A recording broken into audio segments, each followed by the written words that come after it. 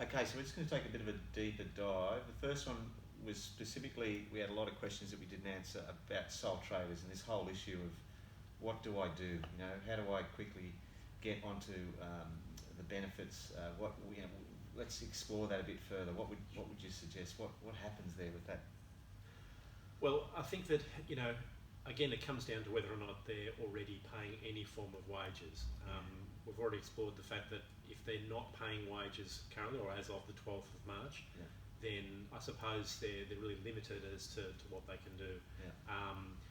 I know there's been a few questions surrounding, well, how do I sort of show or prove that I've actually lost about 20% of my trade to be able to access this? Look, that just seems to be, that's what the guidance has been from government. But I think practically, I think just my recommendation would be, look, at least get yourself in the system with Centrelink. That's going to take some time anyway. And just go through the red tape of what needs to happen there now, just so that they can, get onto the system and then hopefully access some funds sooner rather than later. For those that are perhaps already paying wages, well, again, it would just depend as to what they could access, depending on who they've got on the books. It's more than likely most sole traders, though, will be looking at that minimum 20,000 stimulus if they do have. Okay, so we didn't talk as much as we wanted to about the flexibility or the relaxation around superannuation. Do we want to talk a little bit more about that, how that works? Yeah, so it's not just a case of anybody can just apply to MyGov and be able to access $10,000 worth of their super. Okay. And indeed then 10,000 more in the next financial year. You have to be either have been retrenched or have lost your job. You have to have lost, again, the same rules apply with sole traders. Again, 20% or more of their trade has to have been lost. So financial hardship style arrangements is what the funds will be looking at in order to releasing them. But I think it really is critical that they are speaking to their financial planners and so forth about the appropriateness. Because that's what we were talking about. They need to look at it in the wholeness of where they're at. They can't just see it as an immediate cash injection. Yeah, exactly. I think that'll depend a little bit on their age as well. Yes. If they're a fairly young person, well, one, they might not have a great deal in super to start with. But also, I suppose, too, if you're an older person, you've got to sort of think about the impact, and you need to make sure that you've got enough time to recover, or your super fund has enough time to recover its position, however long that might be. So that's an important point. Okay, we had another question here, which was in regards to if directors pay a lump sum salary payment, that is a bonus, to access the benefits of the 50k limits, is this allowed? Yes, certainly allowed, and there's going to be some creativity, I suppose, in many respects, or some planning, perhaps is a better way of terming it, between now and the end of June. I think that's going to be crucial. And really the way the second half of this stimulus measure works is based on how close, or if you reach that 50,000 cap. Basically, if you reach that cap, then you're basically guaranteed to double it over the next 4 months. So that's the way that works. So the idea is that the bulk of the stimulus works right now to keep jobs in the workforce now, rather than say in 3-4 months' time. So they're really, again, trying to take the pressure off the welfare system by pushing this stimulus announcement out. Was there anything else you wanted to add there about the 2k, the 20k to the 100k? Is there anything else that we didn't cover? I think that it's probably just understanding that timing, was it? Yeah, well, I think what we touched on was, yes, that it works in relation to pay-as-you-go withholding. But if you're in an industry that, for example, say in the health industry, where the income that you're generating might be GST free, and so your BAS is normally formed, or the two components that are relevant here, pay-as-you-go withholding on wages and GST credits on expenses. Well, if they're removing the pay-as-you-go withholding, it's likely to push your business into a refund position. In those instances, you will obviously be able to access those refunds, and probably greater refunds as a result of these stimulus measures. So I think that's an important point as well.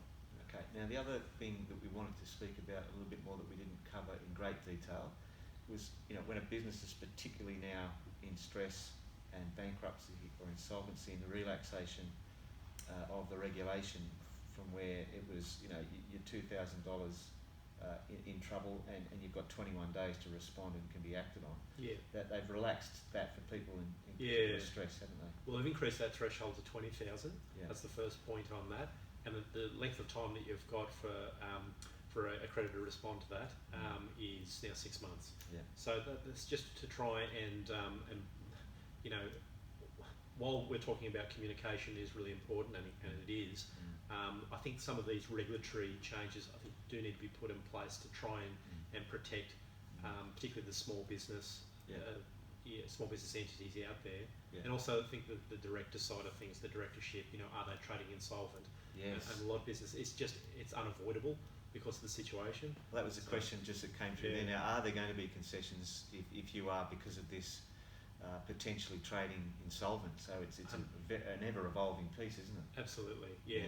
And that has been the word that they are relaxing that a little bit. They understand that some businesses, at least in the short term, may have to be trading a little bit insolvent just to try and make whatever arrangements they need to make to change things internally within their business to recover. Yeah.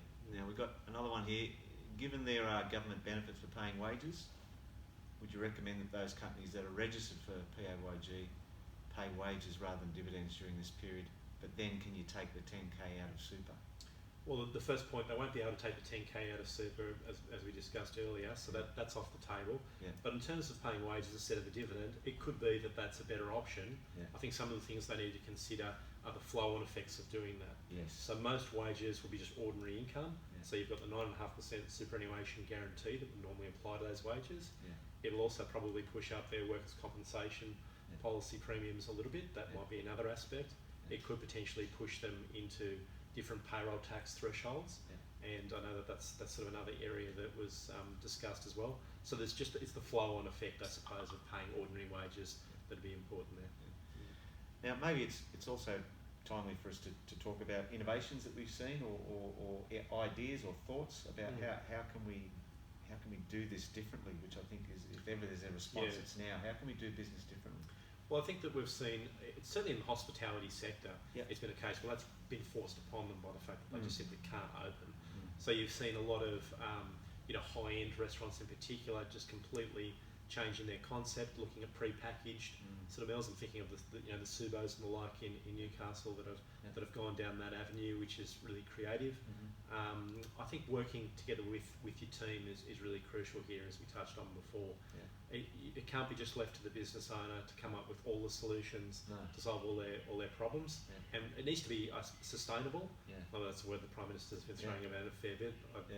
But it does need to be sustainable, because the unknown is we don't know how long some of these industries are going to be impacted in the way that they are. So I think really it's about working with all the team to come up with ideas, practical ideas that might work, trialling them.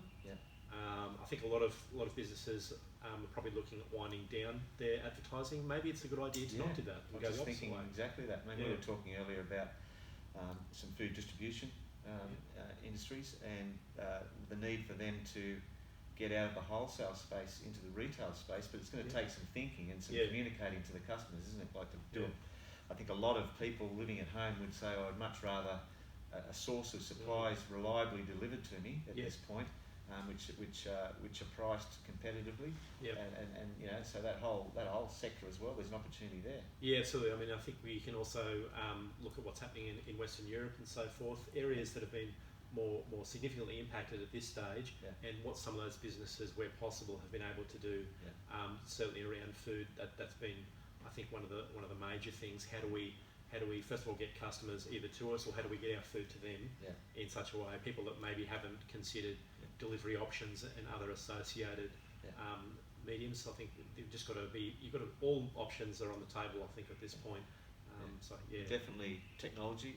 The guys at Fortronics, working with them, we speak about the capacity that guys like this have got to essentially broadcast, capture, communicate differently and widely to whoever it is that you're working with in your industry. So we're totally working with these guys going forward to do that. Yeah, absolutely. I mean, that's fantastic as well. More and more businesses are going to need to think about how they work remotely and how they communicate, not only with internally, but obviously with their customers as well. And we're in the middle of doing this at the moment. We've got effectively half of our workforce sort of working remotely, using mediums like Zoom and so on and so forth to be able to communicate. And I know that you guys are using that a lot as well. So using organisations like this at times like this they have all of the capacity, all of the equipment and the technology. They can quickly and efficiently and professionally capture footage and information and then broadcast it. So it's an era where we just need to think like this. And get that message out to the broader public. That's what we're talking about. It might be an idea of pushing more advertising sort of out in that regard, and just getting that message to the wider community about, hey, we can do this. This is how we solve the problem. Yeah. So we've got another question here. Do you think people have the right to change pricing to deliver a new model of service during this disruption? That is, if you're renting a space and you are now delivering, there will be new costs incurred. So that just within your business fundamentals. Yeah, I mean, that's naturally something that I think needs to be worked through. I think there needs to be some scenario modelling on those sort of things, and they're the sort of things that I would be recommending they do with their accountant, particularly during the March quarter, is, hey, we've got this idea, these are the costs we think are associated with it, or this is what, do some what-if analysis and just sort of see what the impact that might have on their bottom line. I think this will all come into the planning, and it'll be an evolving sort of beast. Just trial a few things. If it works, fantastic.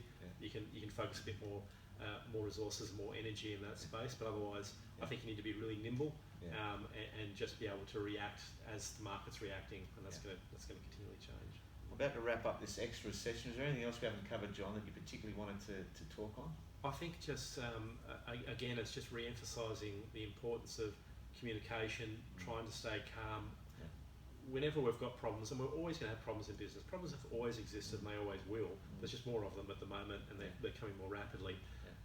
We just need to be able to solve problems together and just think, I suppose, in different ways about how we've been doing things previously. And I don't think that's a bad thing either. Sometimes to go back to, back to basics and really look at the core of your business, and what your messaging is. And I know there's some other experts that are kind of come in and talk about those specific areas, and I think that'll be really crucial for business owners that are sort of tuning into these sort of messages, that they are, getting those, just absorb whatever little points are going to work best for them and apply them to their businesses moving forward. All right, thanks again, John. Great stuff.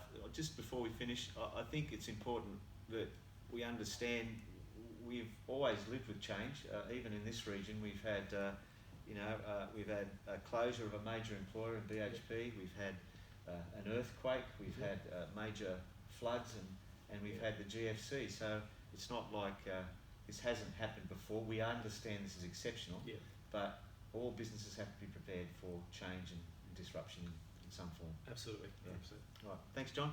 That's all right. Thank you.